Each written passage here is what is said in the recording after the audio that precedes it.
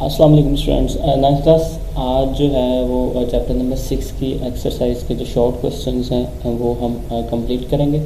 तो जो इसके फर्स्ट 2 शॉर्ट क्वेश्चंस थे वो जो कल के लेक्चर के साथ यानी कि एमसीक्यूज़ के साथ हमने डिस्कस कर लिए थे।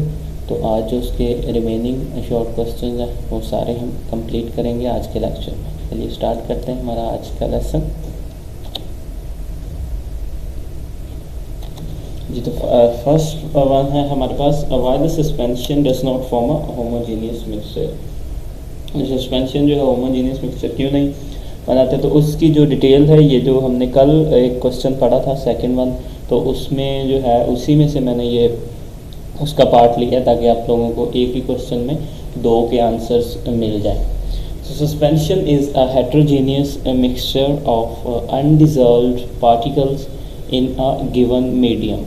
Such particles can be seen with a naked eye since the diameter of these particles is greater than 10 raised to power minus 5 centimeter. Examples are chalk in water, paints and milk of magnesia. Suspension of magnesium oxide in water, जिसको milk of magnesia जो है इसको हम कहते हैं। तो ये कल हमने डिस्कस कर लिया था इसकी एग्जांपल्स भी। तो ये इसी तरीके से आपने लिखते ना, एक ही क्वेश्चन में आपको जो है वो 2 क्वेश्चंस के आंसर जो है वो मिल गए इस तरह से। सो नेक्स्ट क्वेश्चन है हमारे पास, how will you test whether given solution is a colloidal solution और नॉट। मतलब आपको कैसे पता चलेगा कि जो गिवन सोल्यूशन है आपके पास वो कोलाइडल सोल्यूशन है या नहीं। ठीक है, तो उसकी कुछ रीजंस हैं वो डिस्कस करते हैं। Colloidal solution are stable ordinary temperature. However, on heating while taking in a test tube, the solute particles coagulate to form precipitates. Number 1 reason.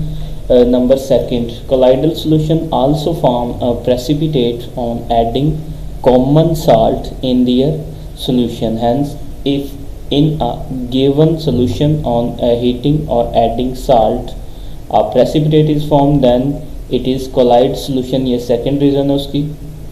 Number 3 reason, a physical method और Tyndall effect is also use to डेटेड the colloidal solution. Tyndall effect का जो है concept ये भी हम लोग पढ़ चुके हैं।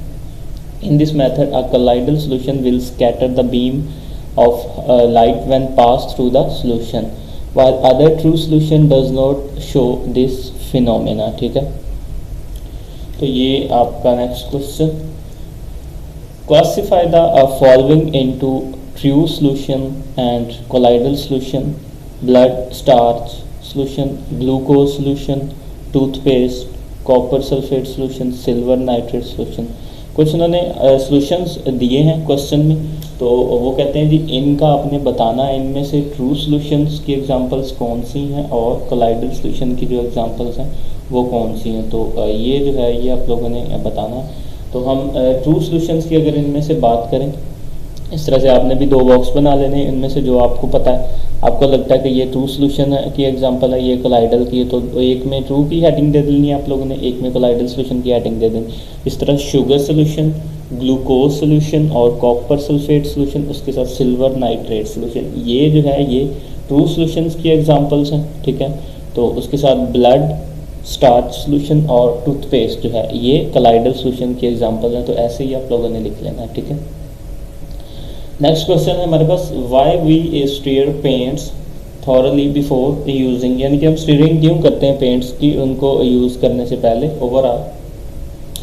तो आंसर है इसका, paint is a suspension. Paint जो है वो एक सस्पेंशन है और हेट्रोजीनियस मिक्सचर। होमोजीनियस और हेट्रोजीनियस का आप लोगों को पता है, सेम कंपोजिशन और डिफरेंट कंपोजिशन, ये कॉन्सेप्ट आप लोगों को होना चाहिए। और heterogeneous mixture and when kept for a time its particles settle down at the bottom, यानी कि जब वो थोड़ी देर के लिए पड़ा रहता है तो उसके जो पार्टिकल्स हैं वो सेटल डाउन हो जाते हैं, जो जिस भी वो मतलब कह लें कि जार वगैरह में या बर्तन में होता है तो वो नीचे बैठ जाते हैं, इसलिए फिर वो थॉरली उसको स्टिर किया जाता है। So that is why the paints thoroughly before using to remix the particles, ताकि वो आपस में एक तरह से वो जो ठीक तरह से वो सोल्यूशन एक बन जाए। तो उसके पार्टिकल्स हैं जो नीचे बॉटम में जाके बैठ चुके हैं तो वो बाकी के साथ जो है वो मिक्सअप हो सकें। Why state paints thoroughly before using, ये जो है वो हमारा हो चुका है इसका आंसर। सो नेक्स्ट क्वेश्चन है हमारे पास, which of the following will scatter light and Y?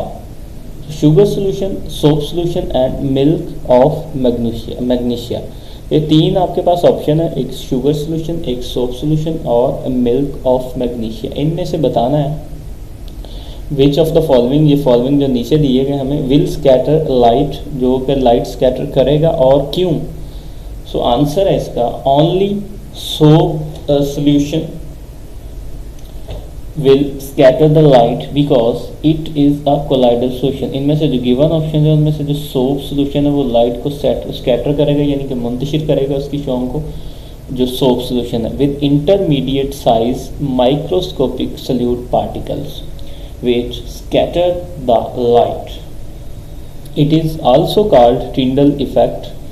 True solution or suspension does not scatter the beam of light। जो ट्रू सॉल्यूशंस होते हैं वो जो है वो लाइट को स्कैटर नहीं करते, ठीक है। ट्रू सॉल्यूशन और सस्पेंशन, ट्रू सॉल्यूशन और सस्पेंशन जो है ये स्कैटर नहीं करते द बीम ऑफ लाइट को, ठीक है। इसी तरह नेक्स्ट क्वेश्चन है हमारे पास, define solubility. What is the general principle of solubility of substance? तो इसका आंसर है हमारे पास, सबसे पहले हमने सॉल्युबिलिटी को जो है वो डिफाइन करना है, उसके बाद हमने उसका जनरल प्रिंसिपल है जो वो सॉल्युबिलिटी ऑफ सब्सटेंस, किसी भी सब्सटेंस की सॉल्युबिलिटी उसको हमने एक्सप्लेन करना है। तो सॉल्युबिलिटी क्या है जी? Solubility is defined as the number of grams of the solute dissolved in 100 gram of a solvent to prepare a saturated solution at a particular temperature। The concentration of a saturated solution is referred to as solubility of the solute in a given solvent। ये explain पूरा topic कर चुका हूँ मैं, तो आपके पास lecture ये होना चाहिए, फिर भी अगर कोई कन्फ्यूजन है तो आप जो है वो लेक्चर दोबारा सुन सकते हैं, ठीक है। तो सबसे पहले हमने सॉल्युबिलिटी को डिफाइन किया, उसके साथ हमने बताना जनरल प्रिंसिपल ऑफ सॉल्युबिलिटी और लाइक डिसॉल्व्स लाइक, ठीक है। Number one, the general principle of solubility is like dissolves like। Number second, the polar substances are soluble in polar solvents, ionic solids and polar covalent compounds are soluble in water। For example, potassium chloride, sodium carbonate, copper sulfate, sugar and alcohol are all soluble in water। So number second सब point, आपको मैंने बताया था जब ये topic हमने discuss किया था कि इसके तीन मेन पॉइंट्स हैं, उसके जनरल प्रिंसिपल हैं, उसके सॉल्युबिलिटी के जो इफेक्ट करते हैं, उनमें से जो पहला पॉइंट है वो है लाइक डिसॉल्व्स लाइक। इसके आगे तीन सब पॉइंट्स हैं, ठीक है, इनमें से एक हमने पढ़ा, अभी दो हम पढ़ेंगे, ठीक है। तो यहाँ पर जो आप लोगों ने आंसर देना है इस क्वेश्चन का, वो आपने जो इसका जो मेन एक जो प्रिंसिपल है जो इफेक्ट करता है लाइक डिसॉल्व्स लाइक, वो ही डिस्कस करना है। बट हीट और टेम्परेचर वाला जो है वो हमने इसमें नहीं करना है शॉर्ट क्वेश्चन में, ठीक है। तो जो इसका सेकंड सब पॉइंट्स है like dissolves like, non polar substances are not soluble in polar solvents. जो नॉन पोलर सब्सटेंस है वो सॉल्युबल नहीं होते पोलर सॉल्वेंट्स में। So non polar covalents compounds, non polar covalent compounds हैं वो सॉल्युबल नहीं होते वाटर में, यानी कि पानी में, सच एज ईथर, जैसे कि इसके एग्जांपल ईथर है, बेंजीन है and petrol are insoluble in water, यानी कि ईथर, बेंजीन और पेट्रोल जो है ये पानी में डिसॉल्व नहीं होते, पानी में हल नहीं होते, ठीक है। तो इसका जो थर्ड सब पॉइंट है वो है non polar covalent substances are soluble in non-polar solvents which are mostly organic solvents, grease, paints, naphthalene are soluble in ether और कार्बन टेट्राक्लोराइड ETC, ठीक है। कार्बन टेट्राक्लोराइड का CCl4 जो है उसको कार्बन टेट्राक्लोराइड कहते हैं हम। तो ये जो था हमारा जनरल प्रिंसिपल थे जो है सॉल्युबिलिटी, ठीक है। तो ये था आपका जो है आंसर।